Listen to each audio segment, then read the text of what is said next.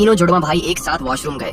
उन्हें जरा भी अंदाजा नहीं था कि उनके बगल में खड़ा आदमी उनका ही पिता है। वो आदमी तब हैरान रह गया जब उसने देखा कि तीनों बच्चे बिल्कुल उसी तरह हाथ धो रहे हैं जैसे वो करता है। उसने मुस्कुराकर पूछा, अरे बच्चों, मेरी नकल क्यों कर रहे हो? लेकिन तीनों ने एक साथ जवाब दिया, आप ही हमारी नकल कर रहे हैं, हम तो बचपन से ऐसे ही करते हैं। तभी उनकी नजर उस आदमी के हाथ पर बने टैटू पर पड़ी और वो उत्साहित होकर बोले, वाओ अंकल, आपका टैटू तो बहुत कूल है। आदमी ने मुस्कुराते हुए कहा, तुम अभी छोटे हो, टैटू तुम्हारे लिए नहीं है, और फिर वहाँ से चला गया। उसे क्या पता था कि वो बच्चे सिर्फ 3 नहीं बल्कि 4 हैं। उनकी एक छोटी बहन भी घर पर है। जब तीनों घर पहुँचे तो उन्होंने माँ को उस आदमी के बारे में बताया और उसके टैटू की खूब तारीफ की। ये सुनते ही माँ का चेहरा सफेद पड़ गया। उसे शक हुआ कि शायद वही आदमी उनके बच्चों का पिता है। कई साल पहले जब उसके बॉयफ्रेंड ने उसे धोखा दिया था तो टूटे दिल के साथ उसने एक रात नशे में एक नकाब पहने अनजान आदमी के साथ वक्त बिताया था। उस आदमी ने मास्क पहना था, इसलिए उसे बस एक चीज याद थी, उसका अलग सा टैटू। उसी रात की वजह से वो 4 प्यारे बच्चों की माँ बनी। उसे डर था कि अगर बच्चों के पिता को सच्चाई पता चली तो वो बच्चों की कस्टडी लेने की कोशिश करेगा। इसलिए उसने बच्चों को सख्त हिदायत दी थी कि किसी टैटू वाले आदमी से दूर रहना। कुछ दिन बाद वो एक कंपनी में इंटरव्यू देने गई, तभी गलती से उसी आदमी से टकरा गई। उसने उसे पहचाना नहीं, लेकिन उस आदमी ने तुरंत उसे पहचान लिया। वो कंपनी का सीईओ था और उसने अपने असिस्टेंट को कहा कि इस महिला को तुरंत मेरी सेक्रेटरी रख लो। उसी शाम कंपनी की पार्टी में जब वो महिला प्राइवेट रूम से बाहर निकली